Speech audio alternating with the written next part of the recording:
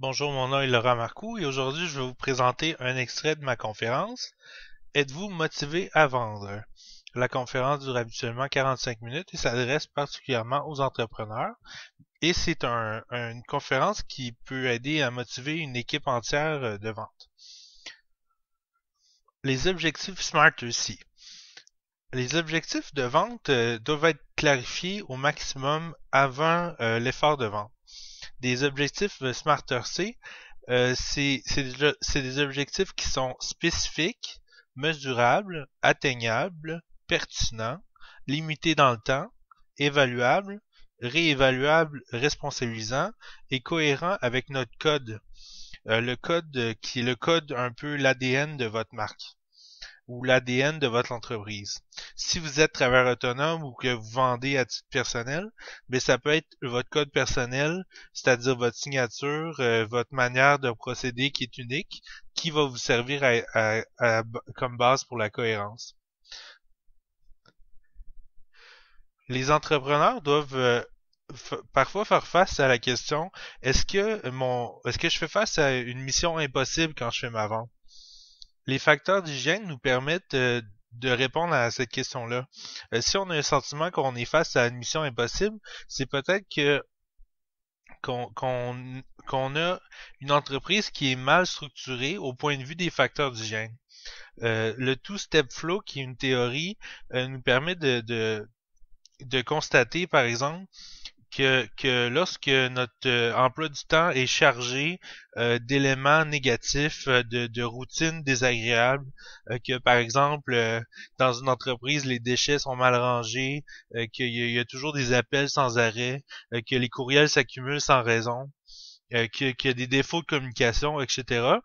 Et ces facteurs non hygiéniques font en sorte de démotiver l'équipe de vente. Le maire de Singapour a réussi à motiver l'ensemble de sa population vers un objectif et puis d'accomplir un rendement exceptionnel avec le slogan Soyez propre, Be Clean. Donc, les gens ont commencé à entretenir les rues, entretenir leur domicile, à s'occuper de la cité comme telle, puis ainsi ont pu motiver l'ensemble de la cité au même objectif. Donc, dans votre entreprise, dans votre équipe de vente, et puis si vous êtes travailleur autonome dans votre bureau, est-ce que c'est propre? Est-ce que c'est bien organisé? Est-ce que vous êtes en situation de propreté? Posez-vous la question, puis si c'est pas le cas, ben c'est le temps de mettre en place des stratégies pour améliorer la propreté puis l'organisation. Selon Triplette, les cyclistes ont des meilleures performances lorsqu'ils travaillent en équipe. C'est la même chose en technique de vente. Donc, si vous travaillez en groupe et que vous êtes un peu en compétition l'un avec l'autre, en compétition amicale, ça va vous aider à vous motiver. Puis ça va vous aider au niveau de vos performances. Donc, travailler en équipe de vente, c'est un bon moyen d'augmenter ses ventes tout simplement dans la pratique comme telle.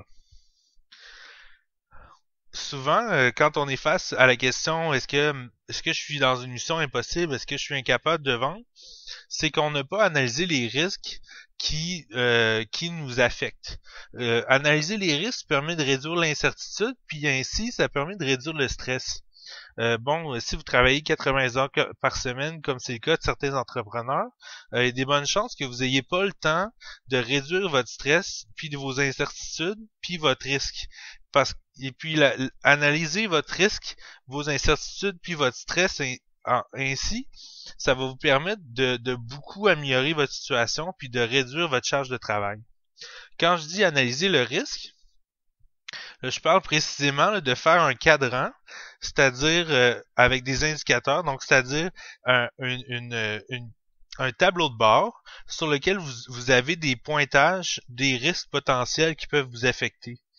Si, par exemple, vous travaillez en tourisme, ben la météo, c'est un risque potentiel qui peut affecter vos ventes parce que les touristes magasinent pas ou font pas du shopping touristique durant la période d'hiver autant qu'à la période d'été, par exemple.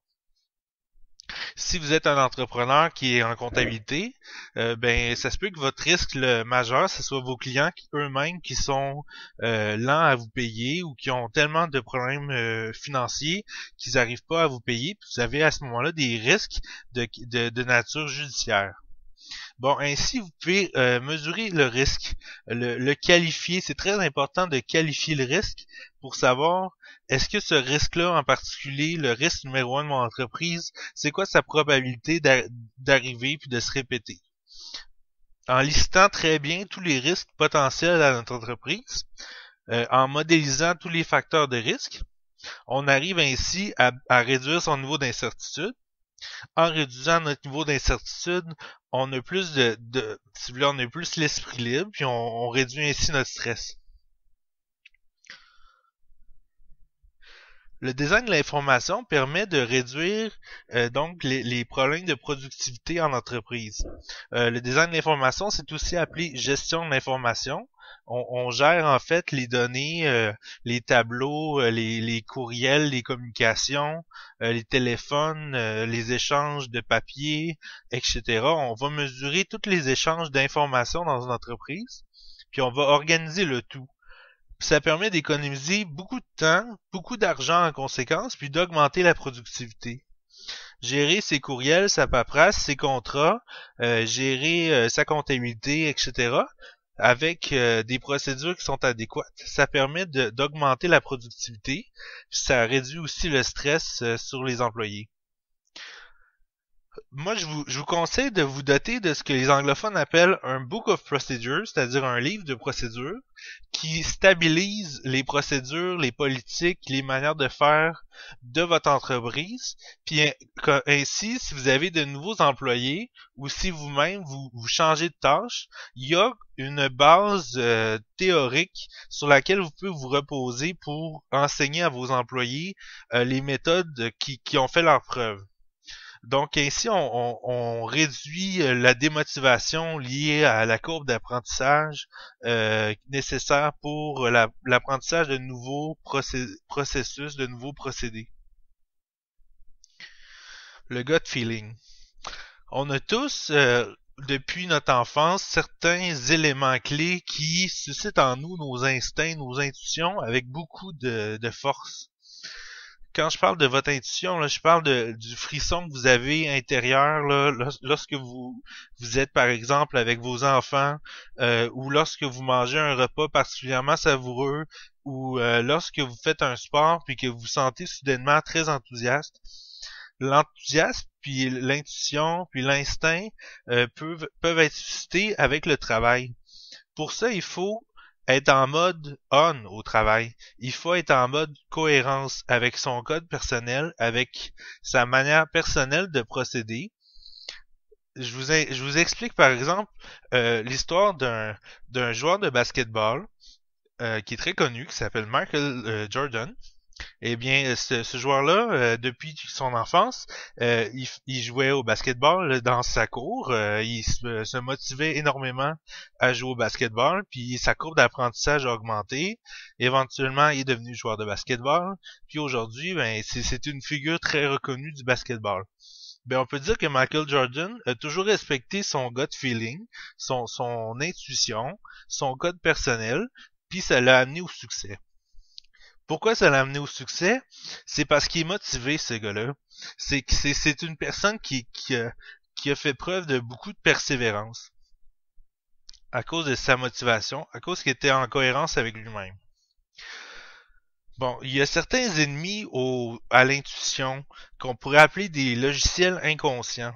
Par exemple, un logiciel inconscient au travail, ça peut être mon patron est méchant ou tous les patrons sont méchants ou les patrons veulent jamais mon bien-être ou encore mes collègues veulent pas mon bien-être. Ces logiciels-là inconscients, euh, il peut en avoir une panoplie et puis ça peut démotiver quelqu'un. C'est important lorsqu'on fait l'embauche d'un employé de s'assurer qu'il n'y a pas de logiciels inconscients qui sont pathologiques ou qui sont propres à la démotivation. Puis pour s'assurer de ça, on peut le mettre en situation de travail et puis l'observer. Donc souvent on va faire des formations aux employés puis on va les observer. Un des fléaux là, qui fait en sorte que les travailleurs sont démotivés, c'est que leur charge de travail est immense. Ces gens-là sont souvent qualifiés de workaholic, c'est-à-dire de dépendants au travail ou d'alcooliques du travail.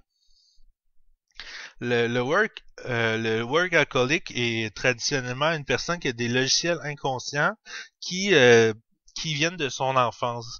Donc, par exemple, tu dois être parfaite ou tu dois répondre parfaitement aux problèmes ou ça peut être toutes sortes de logiciels imprégnés soit par les parents ou par l'entourage ou par l'éducation et qui font en sorte que la personne a un sentiment de devoir accomplir beaucoup de tâches puis une tâche élevée puis nécessairement elle n'a pas la motivation pour accomplir toutes ces tâches-là. Un autre cas typique de gens démotivés au travail ou qui démotivent les autres, c'est ce qu'on pourrait appeler les psychopathes fonctionnels. Bon, c'est généralement en entreprise, on verra pas ce type de personnage-là. On verra des déclinaisons beaucoup plus faibles. Mais bon, le psychopathe fonctionnel, il est caractérisé par sa vision pyramidale, hiérarchique, plutôt qu'une vision en écosystème ou en communauté. C'est une personne qui a de la difficulté en communication, qui a de la difficulté euh, à ne pas imposer son point de vue, à ne pas à ne pas être très compétitif. Donc, c'est des gens qui visent l'excellence, qui visent la compétition, qui veulent être le meilleur à tout prix. Puis quand je dis à tout prix, là, c'est le genre de monde qu'on qualifie de d'assassins du travail ou de gens de loups ou de personnes qui ont tendance à poignarder les autres dans le dos comme le montre l'image qui est présentée. Donc, pour éviter ce genre de personnage-là, ou amener ce genre de personnage-là à réduire son influence dans l'entreprise ou dans le groupe, on peut présenter une vision en écosystème puis en communauté au lieu de présenter une vision en pyramide puis hiérarchique où le boss c'est le patron impose sa vision du monde. On peut aussi utiliser un discours qui est beaucoup plus ouvert, qui est beaucoup plus transparent. Généralement, les personnes en position des ressources humaines peuvent identifier ce genre de personnages-là. Le manque de relations publiques internes ou de communication interne dans l'entreprise fait en sorte de faire naître des conflits dans l'entreprise. Et puis, généralement, euh, où il y a le conflit, émerge une personnalité dominante. Puis à ce moment-là, ça peut donner la place au positionnement du ce que j'appellerais le psychopathe fonctionnel ou l'employé qui poignarde les autres dans le dos. Le manque de communication, c'est un facteur majeur qui fait en sorte que les équipes se mettent à propager des rumeurs ou entretiennent un esprit très négatif entre eux. On peut se poser la question jusqu'à quel point est-ce qu'il y a un esprit d'équipe dans votre équipe. OK, l'esprit sportif, l'attitude sociale, c'est quelque chose d'important dans une équipe pour créer une culture. Puis la culture, éventuellement, ça crée une communauté. Puis la communauté, ben, ça permet d'avoir un sentiment d'appartenance, donc plus de motivation, plus d'enthousiasme au travail. Faut faire attention aussi au phénomène des parasites sociaux, c'est-à-dire des individus qui ont des tendances ou des comportements de type parasite, c'est-à-dire qu'ils vont épuiser beaucoup les autres membres de l'équipe ou ils vont parasiter les réseaux de communication ou les politiques pour les désorienter, puis ainsi l'entreprise finit par être désorientée elle-même. La position de désorientation d'une entreprise là, c'est un risque majeur. OK, je dis majeur, c'est-à-dire que l'entreprise désorientée perd sa capacité de stratégie et donc elle perd sa capacité de faire des tactiques et des techniques sur le terrain qui vont augmenter ses ventes. Si vous êtes une entreprise que je qualifierais de désorientée, c'est temps pour vous de faire un exercice de cohérence et de retrouver ce qu'on pourrait appeler l'ADN de votre marque, c'est-à-dire la la source de vos traditions, la source de vos cultures, c'est-à-dire votre raison d'être comme entreprise. Je vais vous donner un exemple d'une entreprise qui a gardé sa culture puis sa raison d'être, puis qui est intéressante. C'est une entreprise qui avait un poisson rouge dans les bureaux. Donc l'équipe s'organisait pour entretenir la vie du poisson rouge. Le poisson rouge était devenu comme un sujet de conversation. Le poisson rouge faisait partie des rituels, des traditions de l'entreprise. Puis ça mettait de la bonne humeur dans l'entreprise. C'était enthousiaste, etc. Donc, vous, comme entreprise, quelles sont vos traditions, rituels, coutumes? Bref, qu'est-ce qui fait en sorte que vous motivez vos employés avec une culture d'entreprise? Est-ce que vous avez l'équivalent d'un poisson rouge dans votre entreprise? Est-ce que vous avez l'équivalent d'une mascotte ou d'un élément rassembleur enthousiaste? Je vous invite à résumer votre code culturel en 2 mots maximum. Par exemple, si je suis une entreprise qui vend des souliers, peut-être que mon code c'est champion de la course. Bon, champion sportif. Bon, mais ces deux mots-là, champion sportif, c'est le code de mon ADN de marque. C'est le code de ma culture d'entreprise. Tout ça est cohérent, puis ça aide à motiver les employés. Une fois qu'on est sur le terrain, là, on essaie d'embaucher des employés qui sont cohérents, c'est-à-dire qui sont logiques, qui vont dans le sens de ce code-là qu'on a défini au départ. Donc, si on a des employés qui sont sportifs, si on a des employés qui sont des gagnants dans l'âme, tu sais, qui ont des valeurs de gagnants, qui ont des valeurs de sportifs, ben c'est intéressant pour notre entreprise de les recruter. Tandis que si on a des, euh, des employés qui se présentent avec une attitude défaitiste, pessimiste, puis qui sont pas sportifs, alors que nous, on vend des souliers de course, donc on a une culture de sportif, ben ces gens-là sont pas cohérents avec notre entreprise, puis on peut penser qu'éventuellement, comme on dit en anglais, they won't fit, ils seront pas en accord avec notre vision des choses. Donc, ils vont nous démotiver. Innover en ressources humaines, ça permet d'innover en général dans l'entreprise. Parce que les ressources humaines, ça amène un flot continu de nouveaux employés, puis ainsi, avec les nouveaux employés viennent les nouvelles idées. Puis en qualifiant très bien les employés innovants, on peut réussir à créer des équipes très innovantes. Ben, c'est la même chose au niveau de l'équipe de vente.